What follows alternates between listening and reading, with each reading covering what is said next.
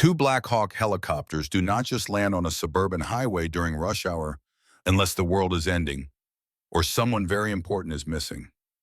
The wind from the rotors flattened the tall grass along Route 9, forcing cars to screech to a halt.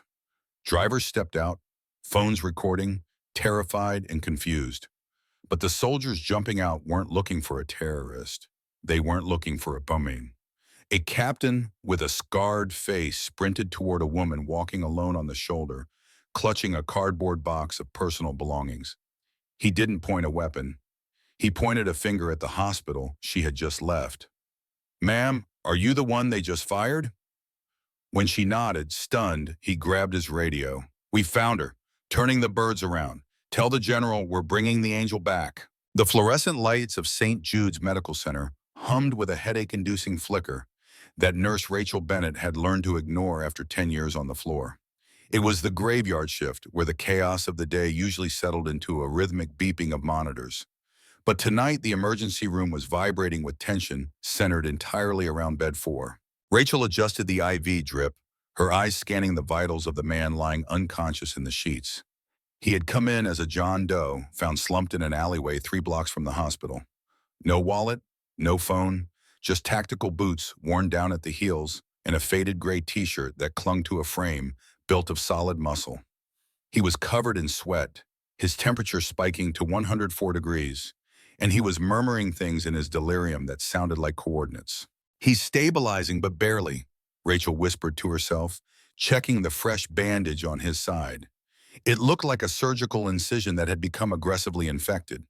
It wasn't a street fight wound. It was precise. "Nurse Bennett," the sharp nasal voice of Dr. Gregory Alcott cut through the air like a scalpel. Rachel stiffened. Dr. Alcott was the new chief of surgery, a man who cared more about billing codes and insurance pre-authorizations than patient outcomes. He walked into the trauma bay, wrinkling his nose at the muddy boots sitting in the corner, the patient's only possession. "Yes, doctor." Rachel didn't look up, focusing on cleaning the wound. "Why is this vagrant occupying a trauma bed?" Alcott snapped, flipping through the chart on the tablet. "No insurance, no ID. We are not a homeless shelter, Bennett. We have paying patients in the waiting room. Transfer him to the county clinic." Rachel finally looked up. Her blue eyes were tired but fierce. "Dr. Alcott, he's septic. His heart rate is erratic. If we move him now, he goes into cardiac arrest. I've seen infections like this before. It looks like a battlefield staph infection. He needs aggressive antibiotics and observation, not a bus ride to county." Alcott scoffed, stepping closer, his expensive cologne overpowering the smell of antiseptic. "You are a nurse, Bennett. You change bedpans and follow orders. You do not diagnose. I'm telling you to clear the bed. He's a drain on resources." "He's a human being," Rachel shot back, her voice rising slightly. "And I think he's a veteran. Look at the scars on his shoulder, that shrapnel scarring." "I don't care if he's the King of England," Alcott hissed, lowering his voice to a menacing whisper. "You have 15 minutes to discharge him. If I come back and he's still here, it won't be him leaving the hospital. It will be you." Alcott spun on his heels and marched out, his white coat billowing. Rachel looked down at the man. His breathing was shallow. He gripped the sheet suddenly, his knuckles turning white. "Easy," Rachel soothed, placing a hand on his forehead. "I've got you." She knew protocol. She knew the hierarchy. She also knew that moving him was a death sentence. She looked at the clock. Alcott was going to his office to nap. He wouldn't be back for rounds until later. Rachel made a choice. Instead of discharging him, she wheeled bed 4 into the corner of the trauma bay behind a heavy curtain, usually reserved for storage.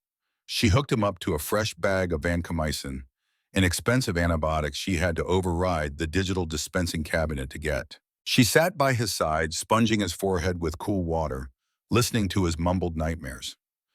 "Echo 2, position compromised. Get the bird," the man groaned, his body thrashing. "You're safe," she whispered. "You're at St. Jude's. I'm Rachel. I'm not going anywhere." For hours, she fought his fever. She ignored her other duties, trading favors with the other nurses, asking them to cover her other patients so she could focus on the John Doe. Eventually, his fever broke. His heart rate steadied. He opened his eyes, steel gray and sharp, instantly alert despite his condition. "Where?" His voice was like gravel. "Hospital," Rachel said softly. You were in bad shape. Septic shock. The man tried to sit up but winced. He looked at Rachel until he really looked at her, analyzing her like she was a tactical variable. You stayed. I stayed, she nodded. Dr. Alcott wanted to kick you out, she admitted, pouring him a cup of water. I hid you. The man took the water, his hand shaking slightly. Thank you. I need to make a call. There's a number in my head. I need a secure line. We don't have secure lines, Rachel smiled sadly. Just a dusty landline at the nurse's station. Before he could answer, the curtain was ripped back. The plastic ring screeched against the metal rail. Dr. Alcott stood there, his face a mask of purple rage. Behind him stood two hospital security guards. I warned you, Alcott spat, pointing a shaking finger at Rachel. I gave you a direct order, Bennett. You stole medication. You misappropriated hospital resources. And you defied the chief of surgery. He would have died, Rachel stood up, placing herself between the doctor and the patient. Look at him. He's conscious. The antibiotics worked. I don't care, Alcott screamed. Get him out. And you, take her badge. The security guards hesitated. Everyone liked Rachel. She was the heart of the ER. Now, Alcott bellowed. One of the guards, a man named Frank, who Rachel had shared coffee with for years, looked at the floor. I'm sorry, Rachel. Rachel unclipped her badge. She took her stethoscope from around her neck, the one her father had given her when she graduated nursing school, and placed it on the side table. She turned to the man in the bed. You're stable? Don't let them move you until you feel ready. Drink water. The man in the bed didn't say a word. He was staring at Alcott with a look that would have terrified a lesser man, but Alcott was too blinded by ego to notice. The patient's hand moved subtly under the sheet, tapping a rhythm against his thigh as if counting. Get out, Alcott sneered. Rachel grabbed her purse and her coat. She walked out of the trauma bay, her head high, but her heart shattering in her chest. 10 years of service gone in a heartbeat, because she did the right thing. The automatic doors of the emergency room slid open, and the cold morning air hit Rachel like a physical blow. It was raining, a miserable, stinging drizzle that soaked through her scrubs immediately. She realized with a sinking feeling that she had left her umbrella in her locker. She wasn't allowed to go back in to get it. She stood on the sidewalk for a moment, looking back at the building. St. Jude's had been her life. She had missed Christmases, birthdays, and anniversaries inside those walls. She had held the hands of the dying and celebrated with the families of the living, and now she was just a trespasser. She checked her pockets. She had her car keys. But then she remembered her car, an old Honda Civic, was in the shop for a transmission issue. She had taken the bus to work. The next bus didn't run until later. It was barely dawn on a Sunday. She muttered, wiping rain from her eyelashes. Her apartment was 5 miles away. A 5-mile walk along the highway, shoulder in the rain. It felt like a fitting end to the worst night of her life. She started walking. The rubber of her nursing clogs squeaked against the wet pavement. Cars whizzed by, splashing dirty water onto her legs. She clutched a small cardboard box. Alcott had graciously allowed her to pack a picture of her dog, a coffee mug, and a spare pair of socks. As she walked, the anger began to fade, replaced by a crushing sense of fear. How would she pay rent? Who would hire a nurse fired for insubordination and theft? Alcott would blacklist her. He was petty enough to ensure she never worked in the city again. She was 34 years old, single, and unemployed. She was about 2 miles from the hospital, walking along a stretch of road that bordered a large open field used for local fairs in the summer. The rain was coming down harder now. She was shivering uncontrollably. Just keep moving, Rachel, she told herself. One foot in front of the other. Then she heard it. At first it was a low thrumming sound, a vibration in her chest more than a noise. She thought it might be a heavy truck approaching from behind, so she stepped further onto the grass. But the sound didn't come from the road. It came from the sky. The thrumming grew into a rhythmic thunder that battered the air. It was loud, deafeningly loud. Rachel stopped and looked up. Through the gray mist and rain, 2 dark shapes materialized. They were massive black helicopters, low and aggressive, banking hard over the tree line. They weren't the red and white medical choppers she was used to seeing. These were military, matte black, no markings she could easily see, bristling with antennas and external pods. What in the world? She breathed, shielding her eyes from the rotor wash. The lead helicopter flared its nose, pitching up as it slowed dramatically. It hovered directly over the road, barely 50 feet in the air. The downdraft was immense. It tore the cardboard box from Rachel's frozen hands. Her coffee mug shattered on the asphalt. The picture of her dog tumbled into the wet grass. She covered her head, crouching down, terrified.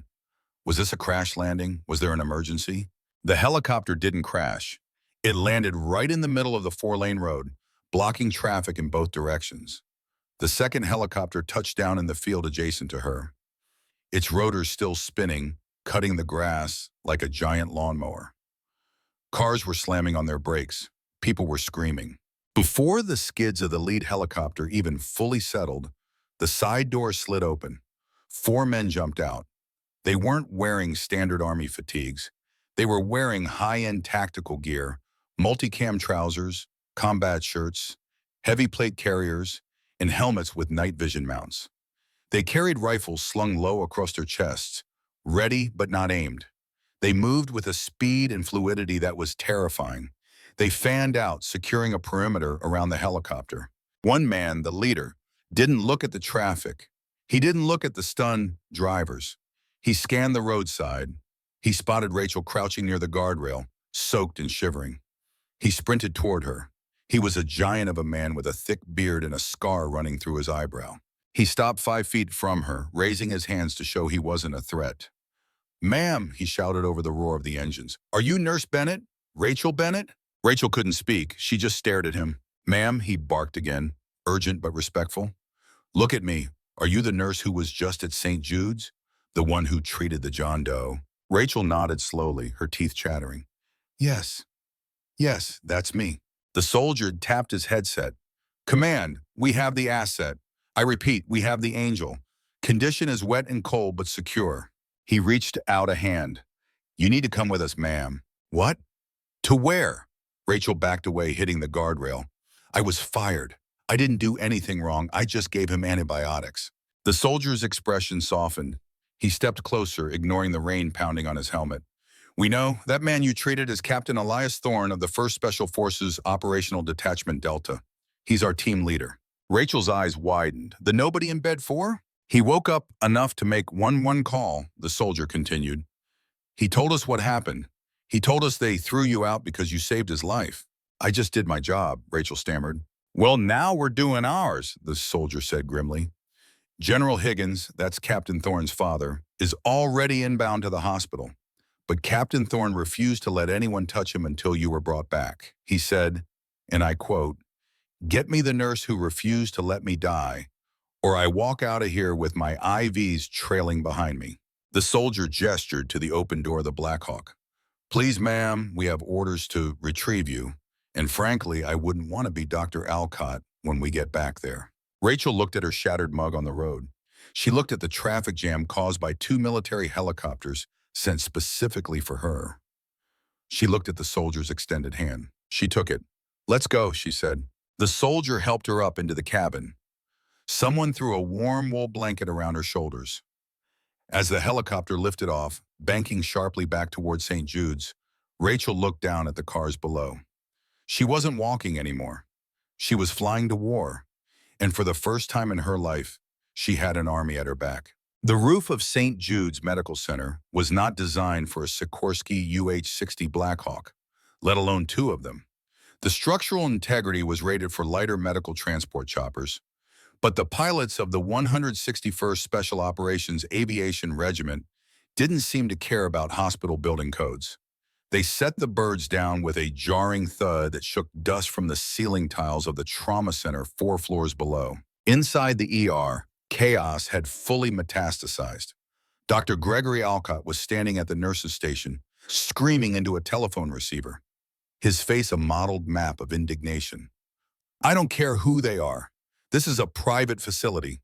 You tell the police to get those unauthorized aircraft off my roof immediately, or I will sue the city into bankruptcy." He slammed the phone down and turned to the huddled group of nurses and residents.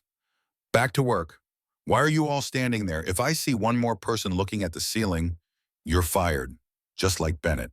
The elevator doors at the end of the hallway chimed. Usually this sound preceded the arrival of a gurney or a cafeteria cart. This time the door slid open to reveal a wall of multicam. 6 operators stepped out, forming a phalanx. In the center walked a man who wore a dress uniform rather than combat gear.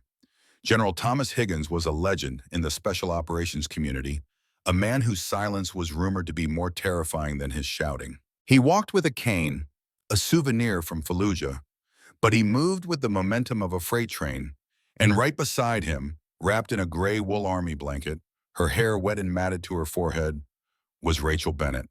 The ER went silent. You could hear the hum of the vending machine down the hall. Alcott's jaw dropped. He blinked, looking from the soldiers to Rachel, his brain struggling to compute the impossible equation before him. What is the meaning of this? General Higgins didn't stop until he was nose to nose with the surgeon. Higgins was 60, with silver hair and eyes like frozen flint. "Are you Dr. Alcott?" "I am the chief of surgery," Alcott stammered, trying to regain his height. "And you are trespassing in a sterile zone. I demand you remove these weapons and this fired employee immediately." Higgins ignored the demand.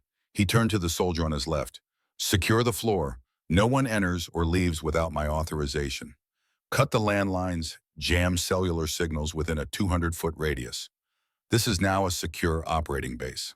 "Yes, General," the soldier barked, moving instantly to the exits. "You can't do that," Alcott shrieked. "This is a hospital." "Correction," Higgins said, his voice deadly calm.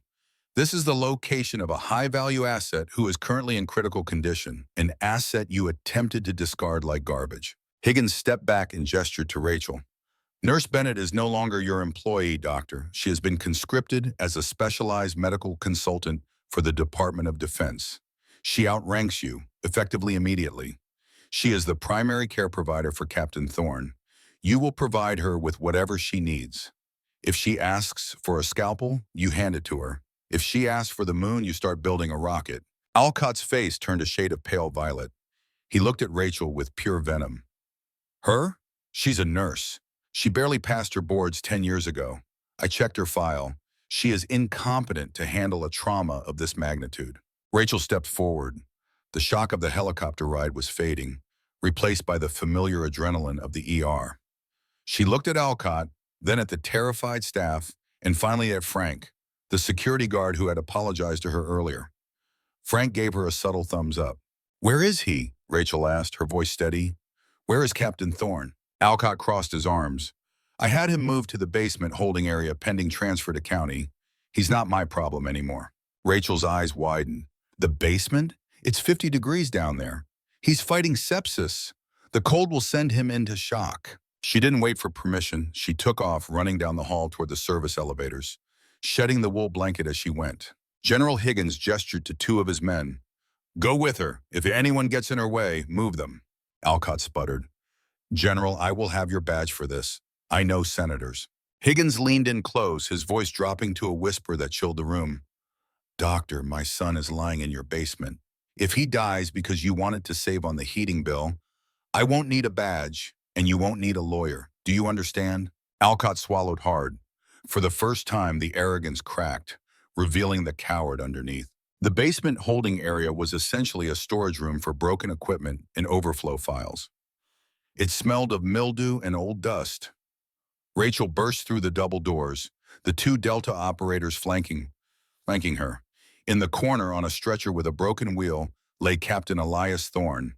He was shivering violently, his teeth chattering so hard it sounded like bone grinding on bone. The IV bag Rachel had hung earlier was empty, the line backed up with blood. "Elias!" Rachel rushed to his side, her hands instantly checking his carotid pulse.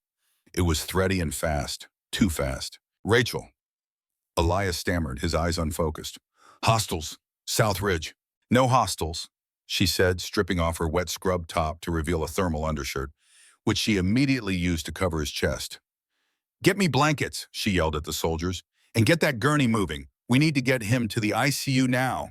The soldiers, men trained to kill with their bare hands, looked momentarily lost before sprinting to find anything warm. They returned with drop cloths and a janitor's boat. It had to do. They rushed him back up to the ICU. The takeover of the hospital was complete.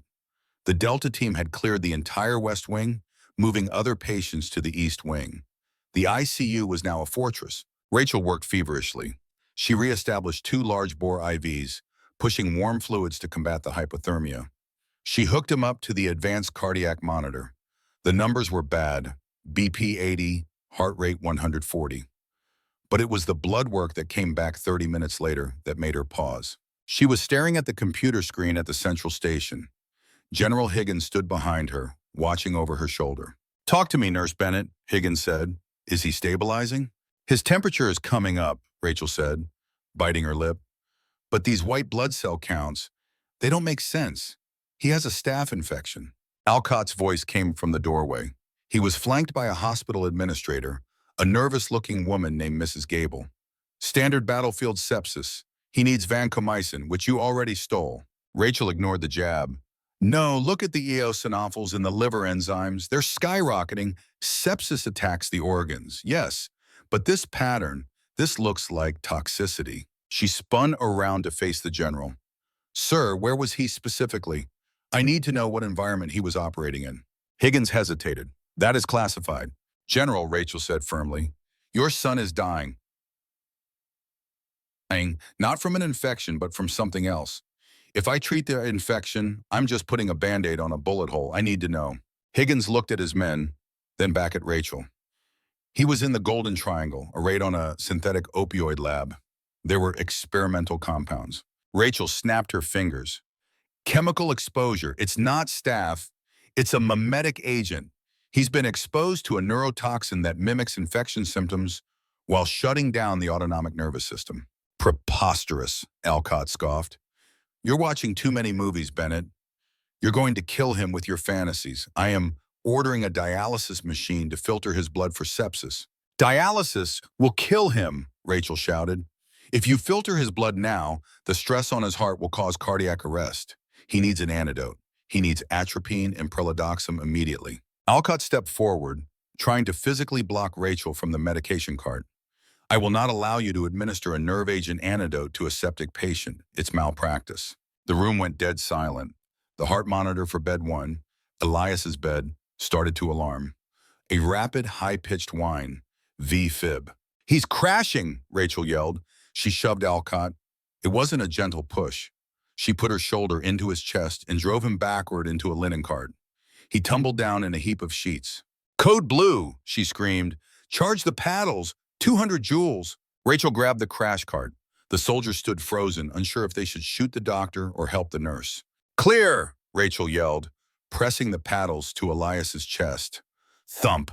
Her body jerked with the discharge. She looked at the monitor. Flatline again. 300 joules, clear. Thump. Still flatline. "Come on, soldier," she whispered, tears stinging her eyes. "Don't you dare quit on me now. I walked 5 miles in the rain for you." She started chest compressions. Hard, rhythmic, cracking ribs if necessary. "Push 1 milligram of epi," she commanded one of the other nurses who had snuck back onto the floor. A young girl named Sarah, who looked terrified but grabbed the syringe. 2 minutes of CPR. Rachel counted, sweat dripping from her forehead. "Let him go," Alcott sneered from the floor, adjusting his glasses. "He's gone. You killed him." "Shut up," General Higgins roared, drawing his sidearm and pointing it directly at Alcott's head. "One more word, doctor, and you join him." "Stop compressions," Rachel said breathlessly. She looked at the monitor. Nothing. Then a blip. Then another. A chaotic but sustainable rhythm returned. "Sinus tachycardia," Rachel breathed. "He's back." She didn't hesitate. She grabbed the atropine syringe from the crash cart.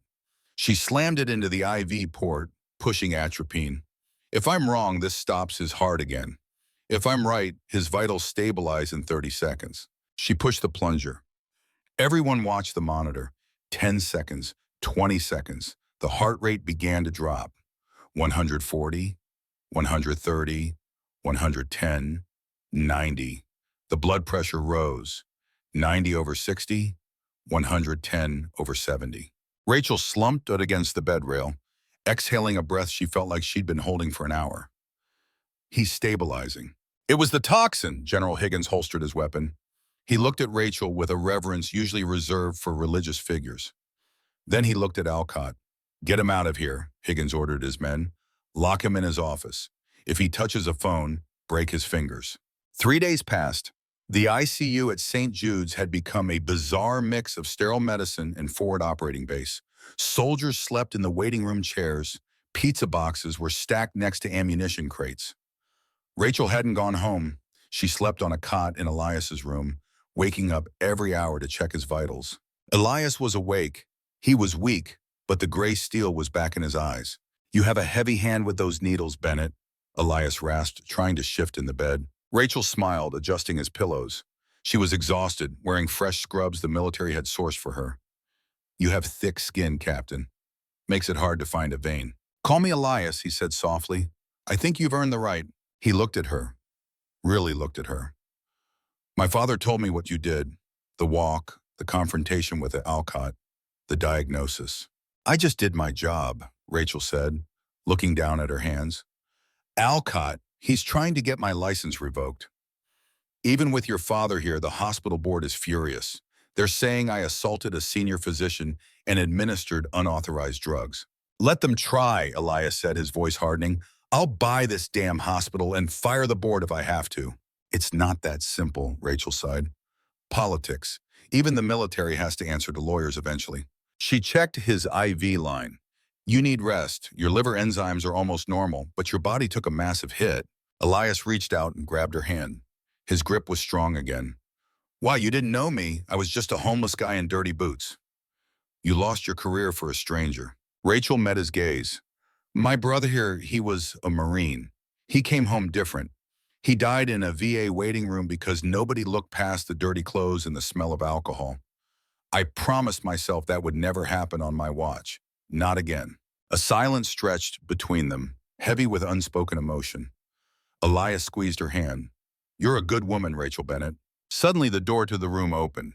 It wasn't the general. It wasn't a soldier. It was a nurse. Rachel didn't recognize him. A tall man with a buzz cut wearing surgical scrubs and a mask. He was pushing a medication cart. "Scheduled rounds," the man mumbled, keeping his head down. "Dr. Alcott ordered a sedative to help him sleep." Rachel frowned. "Dr. Alcott is under house arrest in his office, and I handle all meds for this patient." The man froze. Rachel's instincts, honed by years of dealing with drug seekers and violent patients in the ER, flared up. She looked at the man's shoes. They weren't nursing clogs or sneakers. They were heavy black leather boots, expensive ones. And on his wrist, just visible under the cuff of his scrub top, was a tattoo, a black scorpion. Rachel's blood ran cold. She remembered Elias's delirious murmuring from the first night. "Scorpion, they knew we were coming."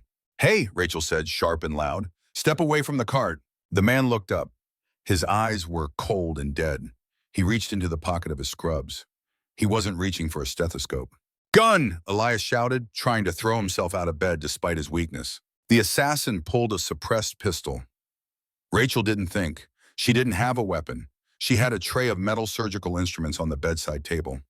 She grabbed a heavy kidney dish and hurled it with all her might. It struck the assassin in the face just as he fired. The bullet went wide, shattering the glass of the window behind Elias. The assassin staggered back, blood streaming from his nose. He raised the gun again, aiming directly at Rachel. "No!" Elias roared, ripping the IVs out of his arm and launching himself off the bed. He tackled the man, his weakened body fueled by pure rage. They crashed into the medication cart, sending vials and syringes flying across the room. The assassin was stronger. He backhanded Elias, sending him crashing into the wall. He turned the gun toward the captain, who was gasping for air on the floor. But before he could pull the trigger, a force slammed into his back. Rachel had grabbed the oxygen tank from the corner of the room, a solid steel cylinder. She swung it like a baseball bat. It connected with the back of the assassin's head with a sickening crunch. The man crumpled to the floor and didn't move. The door burst open. General Higgins and 3 Delta operators flooded the room, weapons raised. They saw the unconscious assassin on the floor. They saw Elias leaning against the wall, bleeding from his IV sites. And they saw Rachel Bennett standing over the hitman, clutching an oxygen tank, her chest heaving, looking like a warrior goddess. General Higgins looked at the tattoo on the assassin's wrist. He turned pale. "We have a breach," Higgins whispered. "This wasn't a random hit. They found us." Rachel dropped the tank. Her hands started to shake. "He said he was a nurse." Elias pulled himself up, using the bed for support. He looked at Rachel with an intensity that burned. You saved me, he said, breathless. Again. We're not safe here, Rachel said, her voice trembling but resolute. If they can get a fake nurse into the ICU, they can get a bomb in here. Higgins nodded grimly. She's right, we need to move now. Where? Elias asked. Rachel looked at the general. My family has a cabin up north, off the grid. No cell service, no internet. If you want him to live, we have to disappear. Higgins looked at the civilian nurse who had just taken down an armed assassin. He realized he wasn't looking at a civilian anymore. Lead the way, Nurse Bennett. Oh. The convoy of black SUVs tore down the interstate, a blur of tinted glass and government plates. Inside the lead vehicle, Rachel gripped the steering wheel of her late father's old Ford truck, which General Higgins had insisted take the middle position in the formation for camouflage. Elias sat in the passenger seat, a rifle resting across his knees, his face pale but his eyes scanning the tree line. You're bleeding through the bandage, Rachel said, her eyes flicking to his arm for a second before returning to the wet asphalt.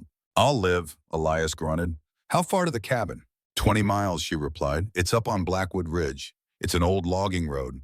Your SUVs might struggle in the mud. My SUVs have survived the mountains of Afghanistan, Higgins's voice crackled over the radio. Lead on, Bennett. The cabin was a relic of a different time. A sturdy structure of rough-hewn pine perched on a cliff overlooking a dense valley of spruce and fir. There was no electricity, only a generator in the shed. No cell service, just the wind howling through the valley. They arrived just as the sun began to dip below the horizon, painting the sky in bruises of purple and red. The Delta team moved with practiced efficiency. 2 men took up sniper positions on the roof. 2 more mined the perimeter of the driveway with claymores. Rachel helped Elias inside. The air in the cabin was stale and cold. She knelt by the fireplace, arranging kindling with shaking hands. Hey, Elias said, kneeling beside her. He placed a hand on her shoulder. Rachel froze. She looked at him, and the tears she had been holding back since the hospital finally spilled over. They tried to kill you right in front of me. That man, he had dead eyes, Elias. He didn't care. I know, Elias said softly, but he failed because of you. He took the match from her hand and lit the fire. As the flames caught, casting dancing shadows on the walls, the cabin warmed. Rachel set up a makeshift clinic on the kitchen table, cleaning Elias's wounds and checking his vitals. You're strong, Elias murmured as she wrapped fresh gauze around his arm. Stronger than half the men I served with. I'm not a soldier, Rachel shook her head. I'm just stubborn. That's all a soldier is, Elias smiled. Stubborn enough to refuse to die. The night settled in. The general sat by the window, watching the darkness with thermal binoculars. The team rotated watches. Rachel and Elias sat on the rug by the fire, sharing a can of peaches from the pantry. For a moment, the war felt far away. They talked about her dog, about his childhood in Texas, about the quiet life they both secretly craved. But the peace was a lie. At 0300 hours, the radio on the general's vest hissed. Contact, Sector North. Movement in the trees. Multiple heat signatures. Higgins stood up instantly. How many? 20, maybe 30. They're fanning out. They're not using flashlights. These are pros. Elias grabbed his rifle, wincing as his muscles protested. They found us fast. Too fast. Rachel's mind raced. How? We ditched the phones. We checked the vehicles for trackers. Elias looked at the medical bag Rachel had brought from the hospital, the one she had packed in a hurry from the supply closet before fleeing. He kicked it over. A small, blinking red light pulsed from inside a box of sterile gauze. A beacon. Elias spat. That fake nurse. He must have planted it in the cart before he came into the room. We brought them right to us. The first shot shattered the window, blowing out the oil lamp on the table. Get down, Higgins roared, flipping the heavy oak table onto its side for cover. Gunfire erupted from the tree line. It was a deluge of lead. Bullets chewed through the wooden walls of the cabin like termites. The sound was deafening. The Delta operators returned fire, their suppressed rifles coughing rhythmically. They're flanking, the sniper on the roof yelled over the comms. They've got RPGs. Whoosh, boom. An explosion rocked the south side of the cabin. The wall disintegrated, showering the room in splinters and drywall. Rachel covered her head, coughing in the dust. We can't hold this, Higgins yelled, firing a burst through the gap in the wall. They have the numbers and the heavy ordnance. We need an exit strategy. There is no exit, Elias shouted back, changing magazines. The truck is toast. The SUVs are pinned down. Rachel looked at the layout of the room. She looked at the floorboards near the pantry. The root cellar, she screamed over the noise of the firefight. Higgins looked at her. What? My grandfather used it during Prohibition to hide moonshine. Rachel crawled toward the pantry. It's a tunnel. It comes out in the creek bed 200 yards down the ravine. It puts us behind their line. Elias looked at Higgins. Go, take the team, flank them. I'm not leaving you, Higgins argued. I can't. Aha, run. Elias said, gesturing to his leg, which had taken shrapnel in the explosion. I'll hold them here with Rachel. You loop around and hit them from behind. It's the only way. Higgins hesitated for a split second, then nodded. Give them hell, son. The general and the 4 operators disappeared into the pantry, prying up the floorboards and slipping into the darkness of the earth. Rachel and Elias were alone. The gunfire outside paused. The enemy was reloading, preparing for the final breach. You know how to use this? Elias asked, handing Rachel a 9mm pistol. Rachel took the cold steel in her hands. She was trembling. Point and shoot. Don't pull the trigger, he corrected. Squeeze it. Breathe out. Squeeze. He dragged himself to the pile of rubble that used to be the south wall. They're coming. Shadows moved in the smoke. Men in black tactical gear, moving cautiously. They thought everyone inside was dead or suppressed. Wait for it, Elias whispered. The first man stepped through the hole in the wall. Crack. Elias dropped him with a single shot to the chest. Chaos returned. The room filled with smoke and noise. Rachel crouched behind the overturned table, clutching the pistol. A figure loomed in the doorway to her left. A flanker Elias hadn't seen. He raised his rifle at Elias's exposed back. Rachel didn't think. She stood up. She breathed out. She squeezed. The gun kicked hard in her hand. The man in the doorway jerked back, clutching his shoulder, and fell. Nice shot, Elias yelled, suppressing another attacker. But they were out of time. A grenade rolled across the floor, coming to a stop just feet from them. Grenade! Elias threw himself over Rachel, shielding her with his body. The explosion was deafening. The world turned white, then black. Rachel woke to the taste of ash and the screaming silence that follows an explosion. For a terrifying minute, she couldn't remember how to breathe. The air in the cabin was thick with dust, swirling in the shafts of sunlight that pierced through the shattered roof. She coughed, a violent spasm that racked her bruised ribs and pushed a heavy pine beam off her legs. Her hands were raw, her fingernails broken. She crawled through the debris, her heart hammering against her ribs like a trapped bird. Elias. Her voice was a broken rasp. Elias. He was lying near the remains of the fireplace, half buried under drywall and shattered furniture. He wasn't moving. Rachel scrambled over to the wreckage, ignoring the sharp pain in her knee. She reached him, her trembling fingers pressing against the carotid artery in his neck. A pause, an eternity of silence, and then a strong rhythmic thrum against her fingertips. He groaned, his eyes fluttering open. They were unfocused at first, glassy with concussion, before sharpening into that familiar steel gray. He looked at Rachel, at the soot on her face, the blood matting her hair, and he tried to smile.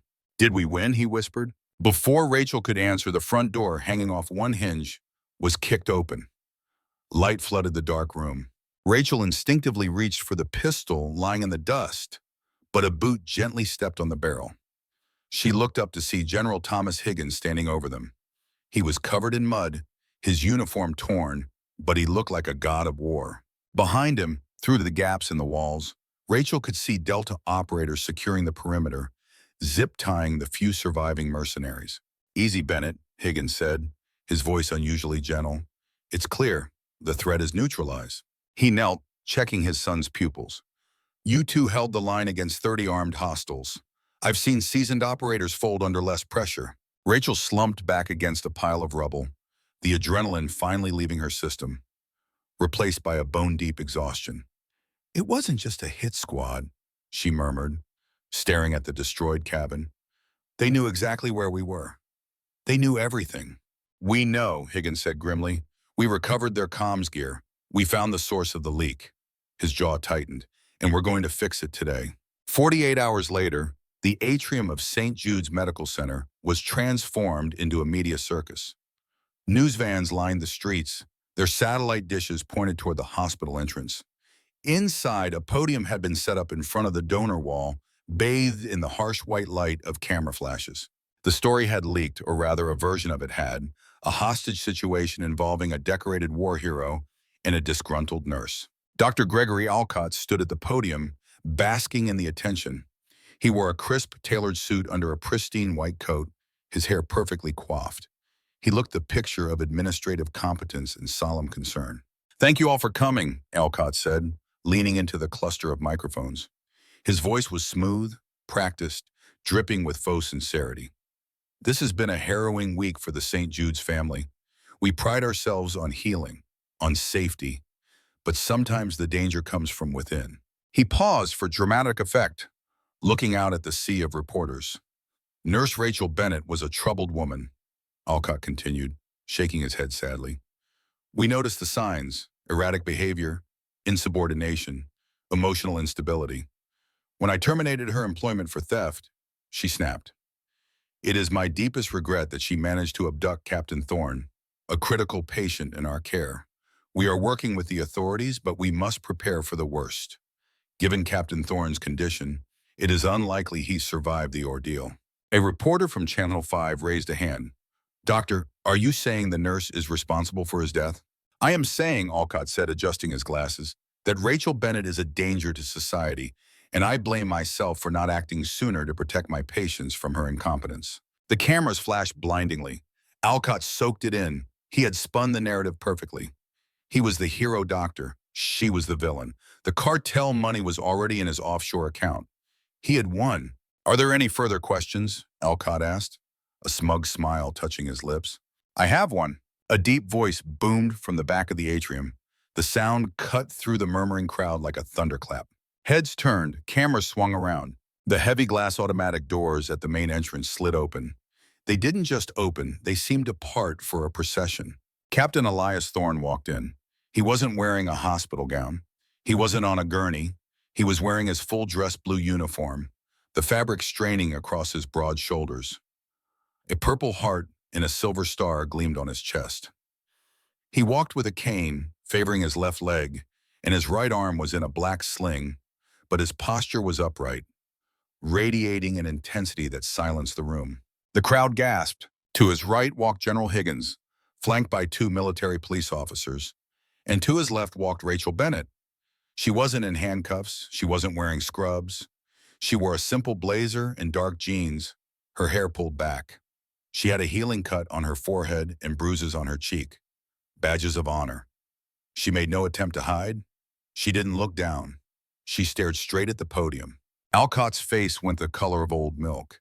He gripped the edges of the podium so hard the wood creaked. "Security!" he shrieked, his voice cracking. "Security! Arrest that woman! She's a fugitive!" 2 hospital security guards stepped forward hesitantly. "Stand down!" General Higgins roared.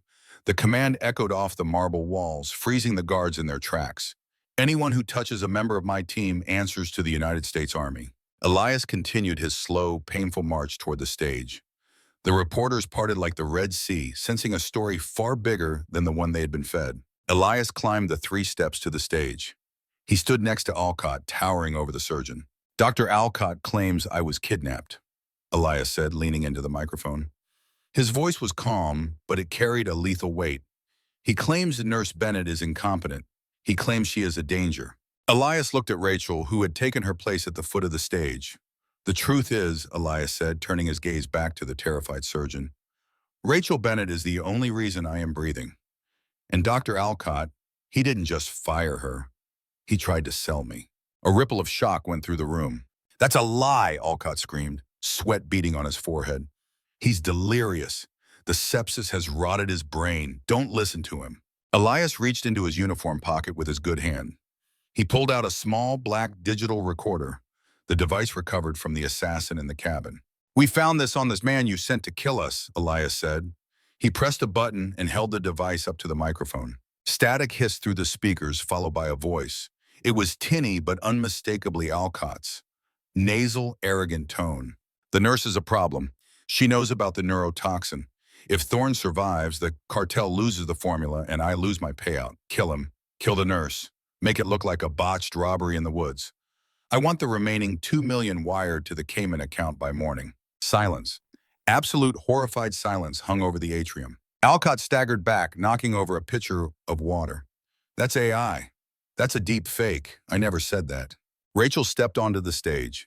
She walked up to Alcott, invading his personal space. She looked him in the eye, and for the first time, the arrogant doctor looked small. "You violated the oath, Gregory," she said, her voice steady and clear enough for the front row to hear. "First, do no harm. You sold a soldier's life for a paycheck. You tried to destroy my life because I did my job." General Higgins nodded to the back of the room. "Federal agents, take them. 6 FB. I agents and windbreakers swarmed the stage. They didn't be gentle. They spun Alcott around, slamming him against the podium he had just been preaching from. As the handcuffs clicked around his wrists, Alcott began to weep, shouting about his lawyers, about his tenure, about how this was all a mistake. Rachel watched him being dragged away, his heels skidding on the polished floor. She saw Frank, the security guard, standing by the door, a wide grin on his face. He gave her a salute. She smiled back. As the chaos of the arrest consumed the room, Elias turned to Rachel. The adrenaline was fading, and he leaned heavily on his cane, his face pale. "You okay?" he asked softly, ignoring the reporters shouting questions at them. Rachel looked around the hospital. This had been her world for 10 years. She saw the faces of her former colleagues, some ashamed, some cheering. "I think I'm officially unemployed," she said, a dry laugh escaping her lips. "And I think my nursing license is probably still suspended." Elias smiled, and it transformed his scarred face. "Actually, that's not true. The medical board reviewed the case this morning. Your license is active. In fact, you have a commendation pending." "I don't think I want to work here anymore," Rachel admitted, looking at the spot where Alcott had stood. "Too many ghosts." "Good," Elias said, "because I have a job offer for you. The military is establishing a new protocol for special operations medical support. We need a liaison, someone who can think on their feet, who isn't afraid of brass, and who can shoot a 9mm if the day goes sideways." Rachel raised an eyebrow. "Is the pay good?" "Better than here," Elias said. "And the benefits include full dental and, well, me." Rachel looked at him. She saw the man who had shielded her from a grenade, the man who had walked through fire to clear her name. "And the boss?" she asked playfully. "Is he difficult to work with?" "He's stubborn," Elias admitted, stepping closer. "But he's very loyal." Rachel took his good arm, stabilizing him. "I'll take the job, but only if I get to drive the helicopter."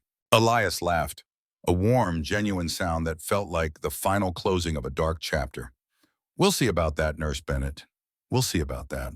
They walked out of the hospital together into the bright afternoon sun, leaving the cameras and the corruption behind them. Rachel Bennett had walked home in the rain as a victim, but she walked out into the sun as a warrior. And for the first time in a long time, she knew exactly where she was going. 2 Black Hawk helicopters don't shut down a civilian highway for no reason. When Nurse Rachel Bennett was fired for saving a homeless John Doe, she thought her life was over.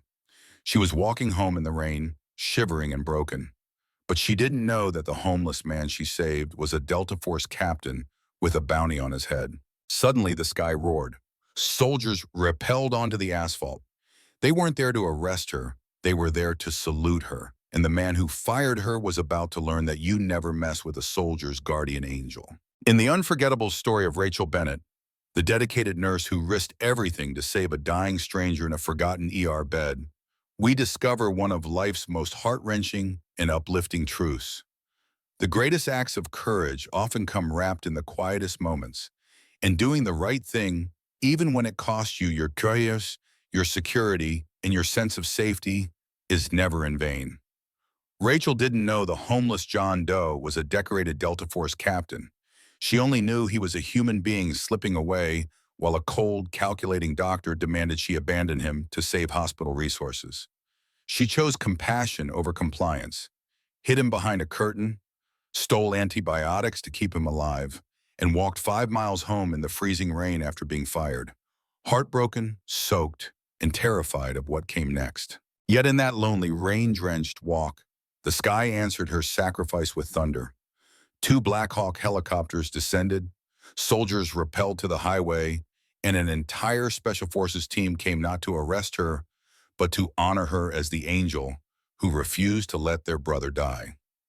From there, her journey became a blaze of heroism, diagnosing a hidden neurotoxin, fighting off assassins in a remote cabin, shielding a wounded warrior with nothing but an oxygen tank and sheer will, proving that true strength isn't found in rank, authority, or titles, but in the stubborn refusal to look away when someone needs you most. This story reaches into the deepest parts of us because it mirrors our own quiet fears. The moments we've stayed silent to keep our jobs, the times we've followed orders we knew were wrong, the nights we've wondered if standing up was worth the cost. Rachel reminds us, through tears, gunfire, and unbreakable resolve, that integrity has a way of calling in reinforcements when we least expect it. Her redemption isn't just about helicopters and justice. It's about the profound, soul-stirring certainty that one act of quiet bravery can ripple outward, heal broken systems, expose corruption, and remind the world that heroes don't always wear capes. They wear soaked scrubs and carry cardboard boxes of broken dreams. In a world that often rewards the ruthless and punishes the kind, Rachel's story aches with hope. Your courage matters, even when no one sees it yet.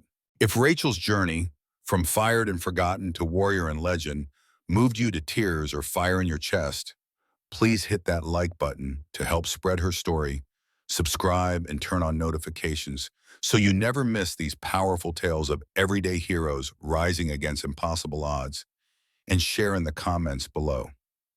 Have you ever risked something important to do the right thing, even when it felt like the world was against you? Tell us your story. We're building a community that celebrates the quiet brave ones among us. Thank you for watching, and I'll see you in the next one.